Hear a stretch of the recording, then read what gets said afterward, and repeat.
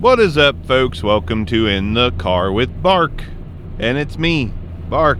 And I'm back. And we're talking. And we're driving. And last night, LeBron James broke the all-time NBA scoring record. It won't be often that you hear me talk about sports on this podcast. But, let's get that there. But, that was a big deal. I grew up, should I say lucky enough? Or old enough? I don't know. I grew up watching Michael Jordan, and he was the debate. There's no clear-cut answer, in my opinion, to the debate. One could say after last night that LeBron James is the greatest of all time. One could say that. I tend to lean towards James. I really do, because back then, I feel like athletes were a little different back then. I feel like human evolution is a real thing, and I feel like we have evolved in certain ways, and in certain ways we have not. Physically for sure, I think we have evolved. Mentally, I'm not so sure we have evolved much, if any, at all. But LeBron James was quoted yesterday as saying that he is the greatest basketball player of all time or that ever lived or something like that. And that does not sit well with me. Is he correct? Maybe. Maybe he is right. But that just does not sit well with me. LeBron used to be humble. When LeBron came into the league, he was humble. And I know he has these moments where he seems humble still, sometimes, not very often. But more often than not, he's just making a fool out of himself. Now, that's just my opinion. The other night, whenever he got fouled on the final shot by the Celtics, he threw an absolute tantrum. And it was embarrassing. It was embarrassing to watch. And something about just the face, the way he stretches his face wide when he's upset. He's got this, worse than the crying Jordan face. They need to do the crying LeBron. Maybe there is a crying LeBron face out there. But it's bad. It's really bad. I don't know, he's just kind of cringy anymore. Which sucks because I've got a plaque of him from his first game. I was a huge fan. Huge LeBron fan. Cavs all the way. Still Cavs all the way. But I was a massive LeBron fan. And anymore, I'm just not. Just not. More of a Luka guy these days. Luka's and Donovan Mitchell. Oh, Donovan Mitchell. But I'm glad LeBron broke the scoring record. I do think that he might be the greatest of all time. I hate that he said he was the greatest of all time. To me, there's a difference between having confidence and speaking confidence. If he internally feels that way, that's great, But to come right out and be like, I am the greatest player that ever... man, come on. Part of the reason I loved you was because you were humble. I had to take a drink break there. But he's not that humble. And I think it kind of sucks that the Lakers are not that great. And he broke the scoring record. So what's going to keep him humble this year? I don't know. I don't know if anything's going to keep him humble this year. He just did, he broke a 30-some-year-old record that many thought were unbreakable. Many thought was unbreakable. But I'm happy for him. I am. There's still a part of me that is a LeBron James fan, but it has dwindled. But I'll always remember, the Cavs years and the Heat years. I liked him, I converted to a Heat fan, kind of. But I wanted I was a Cavs fan, but they just weren't any good. So sometimes you root for the next team in your I'm okay with lineup. And the Heat were I always liked Dwayne Wade, so that worked out well. Anyways, so LeBron does that. Not much left for him to do, honestly. Play with his son for a year in the league and then retire. I don't know how. I don't keep up with it enough to know when his son is going to end up in the league, but I guess we'll see. On to my next thing, Beyonce. I'm going to be straight up with you. I'm very biased about how I feel about Beyonce because I don't like pop, for one. Not a pop fan. Two, I have a great respect for artists who write their own lyrics, make their own music, or at least have a hand in a big hand in making their own music. Okay, let me get down to it. I think Beyonce's massively overrated. I think Beyonce is massively overrated. The best thing that's ever been done by Beyonce, in my opinion, was Destiny's Child. I think Destiny's Child was amazing. I thought they were fantastic. And I really wish they'd have kept it together, honestly. I think that would have been really cool. Now, granted, Beyonce wildly successful without Destiny's Child, but I don't get it, man. Like, I get that she has a catchy tune here and there, but she has voice talent for sure. I don't feel like she implements it into her music the way an Adele does, or the way an Aaliyah did, or even what's Russell Wilson's wife? Her name? I can't remember her name. I used to listen to her too. I actually really enjoyed her music. Anyways, I'm not gonna strain my brain trying to think of it. But there's a ton of other artists in that pop genre. Look at Whitney Houston. Whitney Houston was a badass. I don't look at Beyonce and think badass. I think manufactured pop, which I don't know anything about Whitney. Maybe Whitney had very little to do with her music. I don't know. Just being honest. But with Beyonce, it just feels so manufactured. And I'm glad she didn't win a Grammy. I don't like that Harry Styles won a Grammy. I mean, if anybody, Kendrick Lamar should have won Album of the Year. Just my opinion. Kendrick Lamar, badass. Beyonce, I just think to me, she's massively overrated. And I get so sick of all the people, namely the articles, constantly talking about Beyonce and how upset everyone is. Like, I don't think so, like maybe they're upset online and on social media, but for all intents and purposes, none of the rest of us give a fuck. Really. The Grammys are kind of a shit show. If I was a famous musical artist, I don't think I'd even want to be involved. Like, I don't think I would.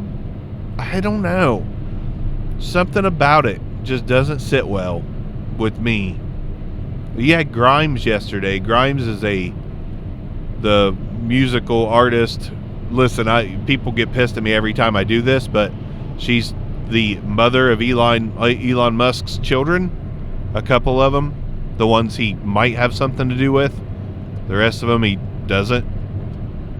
But Grimes said that she wanted her producer nominated, and they didn't even give her the time of day. And she claims that, if you weren't on the manufactured list of Grammy nominees, it seems like they have a list they always put in there, and then they let a few sneak in. They let a few squeak in, like oddball names, like Turnstile. Turnstile, great band. They were nominated for a Grammy this year. They didn't win. I think Ozzy beat them. God bless, Ozzy, still doing it, as old as he is. But I don't buy it. I don't like the way the Grammys operates. I wouldn't want to be involved with it myself. But see things like Beyonce, they're so overly concerned with her winning everything, and it's like, man, she's not. I don't even know. I know she had a hit off this Renaissance album, which Joe Budden called trash. I don't like Joe Budden, but at that moment I like Joe Budden. There's a hit off that album, and I couldn't tell you what it was or how it goes. I just couldn't. But yet, most other artists, like Miley Cyrus, I know how Flowers goes, because that's like peanut butter on the brain. It's stuck in there, says Alice in Chains. And Kendrick Lamar, I know all about that album. That was a big deal. I know Beyonce's a big deal to the Beehive people. But, I mean, to me, like, the general consensus doesn't care about Beyonce. Kendrick Lamar, they do. I in my small neck of the woods, I know tons of people that love that Kendrick Lamar album. I know no one that's talked about Renaissance. Again, I know that is a unfair comparison because of areas and, location. But I just don't think Beyonce is all that in a bag of chips. And I don't think I really don't think if you took a worldwide poll, I don't think that she would be adored by as many as they make it seem on media. I just don't like it. Love me some Destiny's Child, though. Now, moving and shifting gears from music, I gotta say, even though I'm not a Hollywood person and I don't watch a lot of movies or popular things, I have a personal crush, not in a physical way. I have a crush on Pedro Pascal. That guy has become my favorite actor out of nowhere. He's only been big for like a handful of years, maybe 5, maybe less than. But Pedro Pascal is amazing. The Unbearable Weight of Massive Talent, or whatever that was called, title's way too long. The Nicolas Cage movie where he plays Nicolas Cage, which was amazing, by the way. Fantastic movie. Pedro Pascal was just lights out. The Mandalorian, Pedro Pascal, lights out. SNL, even with the mess ups which are more endearing, lights out. I just love Pedro Pascal. He is awesome. And Oscar Isaac, who's been pictured with him, and I don't even know what the connection is right now. I haven't really looked, but they were together on a photo shoot. And I love Oscar Isaac. There you go, Star Wars connection. Oscar Isaac, was that Rogue One? Can't remember exactly what he was in. No, it was the new ones. It was the new trilogy. But Pedro Pascal is my dude. Like, I officially want to watch everything he's in. And there's like a sense of believability that he is a solid, normal fella who's really doing well. And I'm very happy for him. The Mario Kart SNL clip is one of the funniest things. That was not funny. It wasn't funny. It didn't make me laugh out loud that much. It was just great. It was just really fun and really good. If SNL ends, like, I feel like that's another shot to the heart for Hollywood. Because where are they going to put their stars if SNL ends? Because SNL, even if its viewership isn't massive, which I don't know if it is, but I feel like it's just kind of downhill, it's still a massive platform for celebrities. I mean, how many times you host SNL is almost equivalent to how many Grammys or Emmys or whatever the fuck Oscars. Man, I hate all that shit. I really do hate all that shit. It's really goofy. But SNL's a big deal. I do feel like that would be a shot in the heart for Hollywood for sure. That's another thing they don't have. I'm cool with that. Kind of hate the glorification of the celebrity. Leonardo DiCaprio, you sick motherfucker. You sick motherfucker. You are 48 years old and you are dating a teen. I don't care if she's legal or not. I don't care what constitutes legal. Like 18, 19, fucking kid. That is a kid.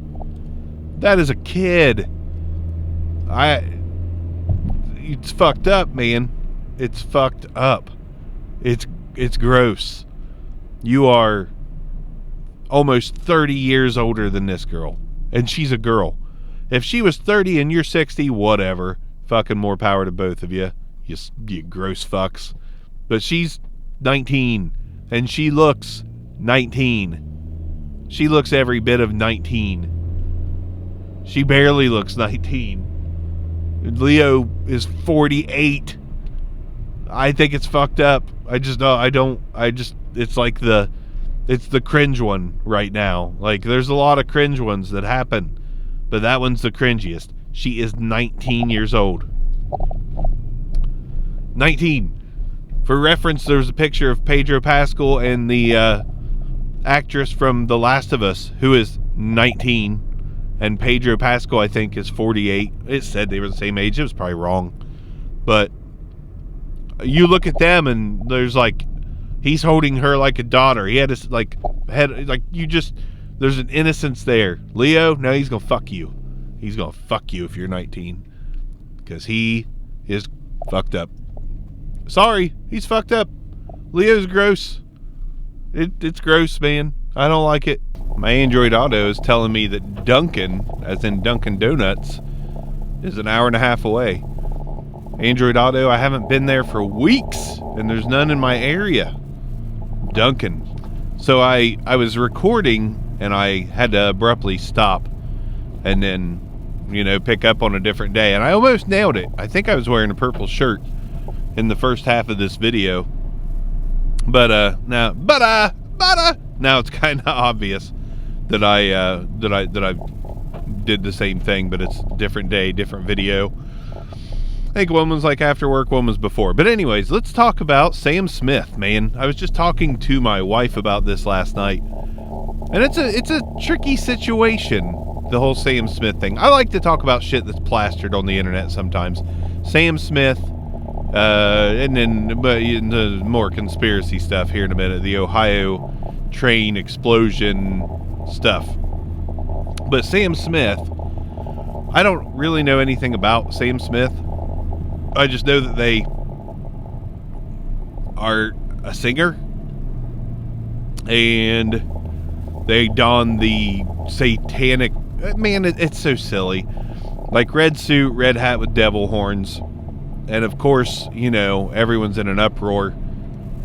There's literally real satanic metal bands performing across the country every day, but we're mad about a guy with a top hat with some horns on it.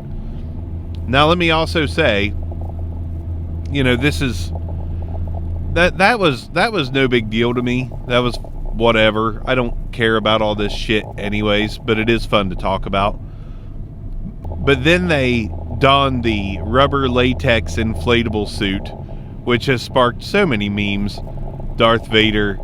Oh God, what else? There was Batman. There was a Batman one with Sam Smith with a Batman mask on to match his latex blown up outfit. Here's my thoughts on that. One, you do you. You do whatever you want to do. Do you. Always do you. Now, that being said, that outfit was something different. That was something special. I do believe that they are trolling, I don't know if you want to say right-wing media or toxic males or just non-intelligent, just people that are like, you can't do that. People that try to control everything. There's no control. They want to wear that, they can wear that. But it was really something. My thing is, if Sam Smith is trolling people by wearing that, that's a little silly. It's like a little much, it's when you see trolls on the internet, and don't get me wrong, I'm almost trolling by doing this podcast, but I'm just getting my thoughts out, just like people on the internet are.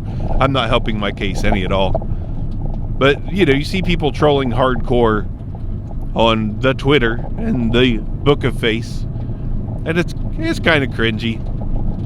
And I think that about Sam Smith. Like, at a certain point, it's like, it's attention seeking, and I don't love attention seekers. I mean, I love everybody, but I don't enjoy attention seekers' methods and their ways. So I saw the latex blow up thing, and I was like, this is getting like, if that's what you love, Sam Smith, you do what you love. I tend to side with the pushing the envelope, and that's what famous musicians do. They push the envelope. They, and it does get them more famous. I think about Miley Cyrus whenever she was dancing with that guy. What the hell is his name? I cannot remember for the life of me. He was in like the zebra suit though, in the referee type thing, but it was real provocative and such. And he's like 40 and she's like 20. Maybe not at the time, but that gave Miley Cyrus's career a boost from the controversy. Like, the attention is what gives the boost. So Sam Smith, I never would have talked about Sam Smith before. Honestly, I don't know what Sam Smith sings. I don't know what music Sam Smith creates. I know nothing. I'm sure I'd know it if I heard it. But that's a genre that I don't really live in. So Sam Smith's name is in my mouth because Sam Smith is pushing the envelope. They say all publicity is good publicity, so there you go. Sam Smith just making a bigger household name for themselves. That's that. You do you. I think it's a bit cringy, but you do you. Not the only thing that's cringy about it to me is the attention seeking, just to be clear. I'm going to switch gears now to something I experienced over the weekend. And this is not a bad thing. It's going to sound bad when I talk about it, but it's not a bad thing. I had a couple people reach out to me that I have not talked to in a long time. People that I have always considered to be friends of mine, but the whole friend is a strong word thing. The acquaintances from another episode. There are exceptions. There's like the lifelong friends, or the ones that have a deep connection to your past. I'll always label those as friends.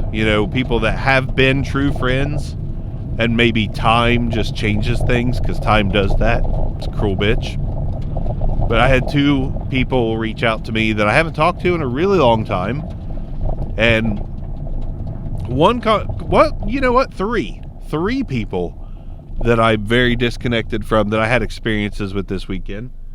Two of which were good and one of which was not. And when I say not, I don't mean that it was like a bad experience. Like, it was just two of them I came away saying, oh, that was nice. That was nice to catch up. And one, it was like, just let it go, Elsa. Let it go. And that's I don't have many intentions to just keep talking to said people because they're a part of my past.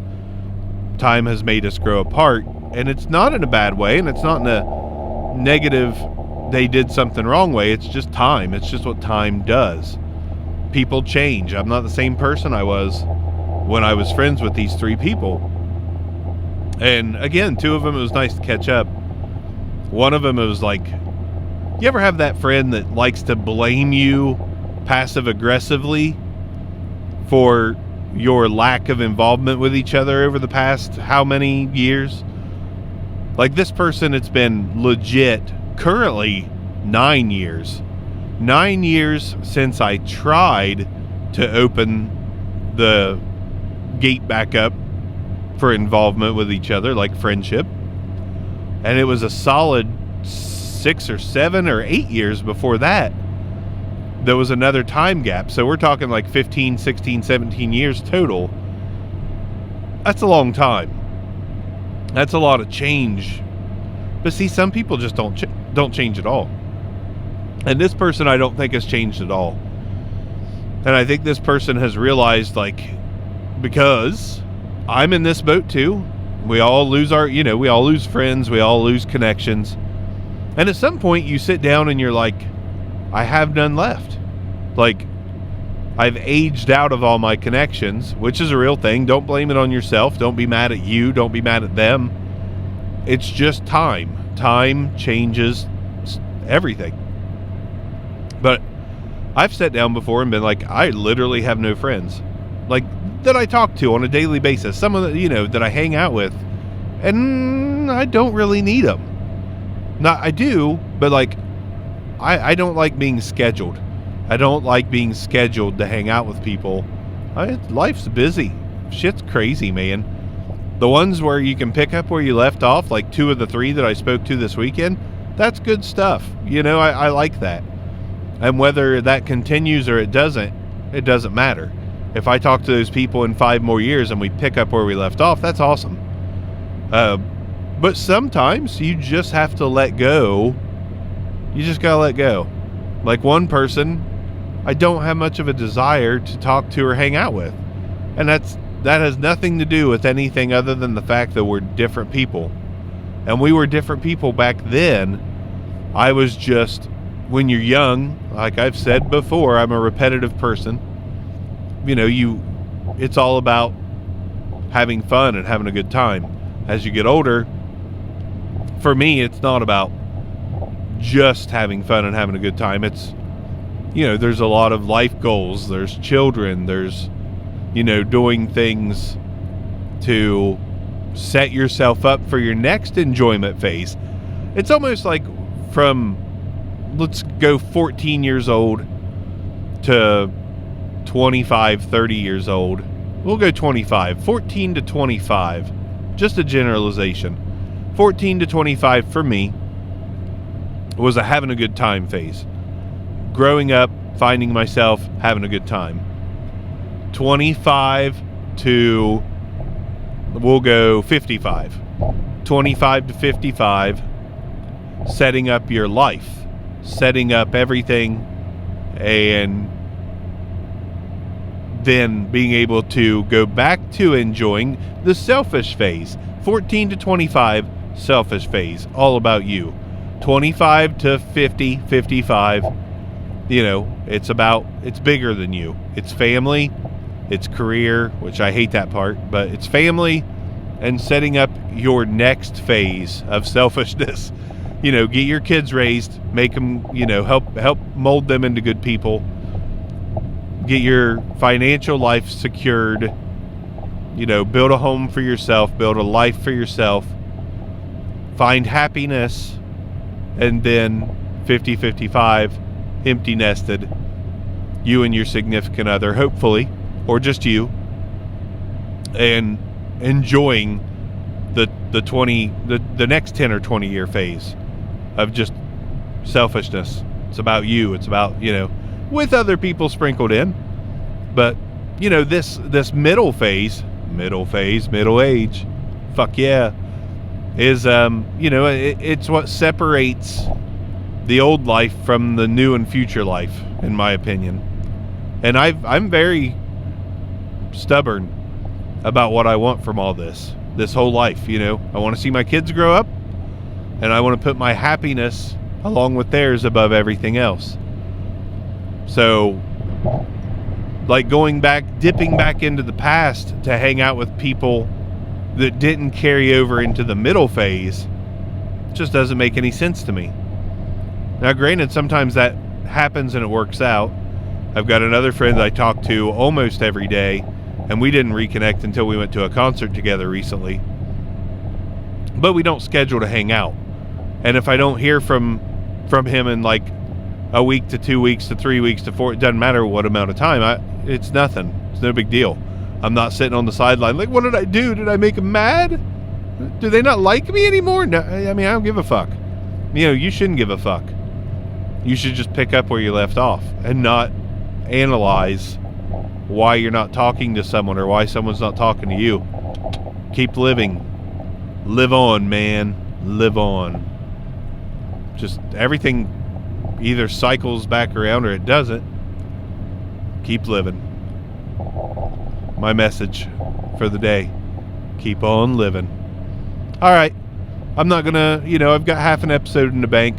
I'll just splice this together with that. Drink my Kickstart, which matches my shirt. Look at that. I do love purple, just so you know. Big fan of purple. Big fan of Mountain Dew Kickstarts, which are not energy drinks. They're breakfast drinks. Peace out.